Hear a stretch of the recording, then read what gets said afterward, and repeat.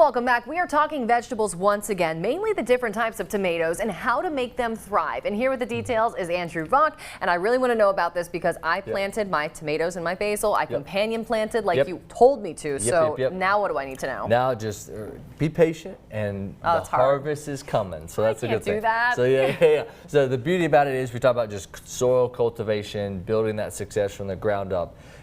Don't overlook that, especially with tomatoes. Mostly because tomatoes are very rapid growers, and if you have a very good soil base there with a little bit of soil amendment, some fertilizer, high organic matter content, a little peat moss in the mix, that really supports tomato success. Mostly from like the drought of the summer, because tomatoes are very vegetated, clusters of plants, so they grow a lot of leaf tissue to then support a lot of fruiting. So you really want to develop that soil structure first. So don't overlook that for sure. Secondly, whenever you start that process, I'll intro calcium nitrate just in case if I don't forget. This is a good product to mix in at the time of planting because the calcium really supports the cell walls of plants, so that will prevent the bottom out. It's kind of depicted on the bag there, the rotting out of tomatoes. And you got to watch those numbers too. Watch the numbers, yep. And then the nitrate is that nitrogen. Since you're heavy feeders, heavy growers, the nitrogen supports that growth. So mix that in at the time of planting. Works out better than post planting.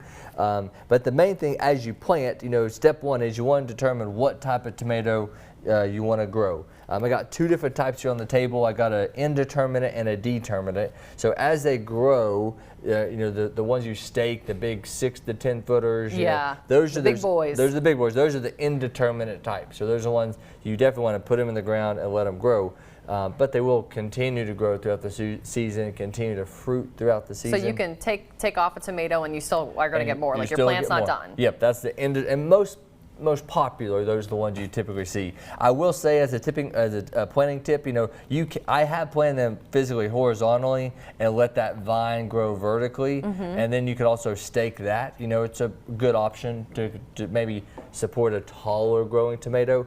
But two, as they develop yellow of leaves, feel free for sure to pluck those off. Okay, so that's not bad. It's not bad. They definitely will benefit from it. And then even like on those lower limbs, like you could plant about 6 to 8 inches down, and that you can bury the plant. Really? So, and that'll like shorten the plant, make them more stocky, and support the bigger tomatoes that are more on top. So don't overlook that on the indeterminate types. On the determinate types, this is this bush tomato. I think this is what I bought.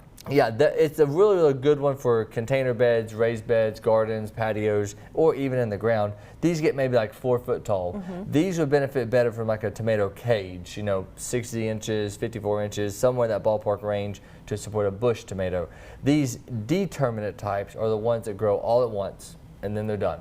So these are the ones if you want to talk about canning or like canning to paste, or just a little bit smaller but more firm tomato. A lot of the bush tomatoes, the determinate types, fit that category.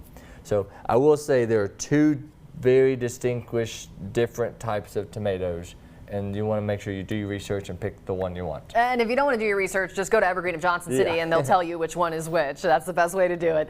Thanks for joining us. Andrew will be right back after the break.